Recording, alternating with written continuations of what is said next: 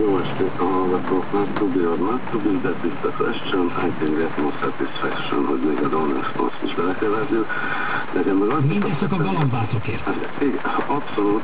Tényleg ezzel jutott eszembe, mert nekem ez egy ilyen régi mániám, hogyha megérem esetleg a lazanyugdíjaskor, és egy picit így fellazon a helyzet, akkor ami engem így igazán izgatna, ez a kalandcucc. Jaj, Jenő, szépek, meg nyugis, meg békés, és akkor még ugye a sportértékéről nem is beszélünk a dolognak, mert ez tényleg valami baromi izgalmas lehet az egész történet. Egy bizonyos szint felett, nyilván nem az a kérdés, hogy a galamb oda talál-e, hanem ennél sokkal cizelláltatott probléma, de ez engem tényleg érezzem a magyar galambászokkal, úgyhogy tök jó, hogy beolvastak.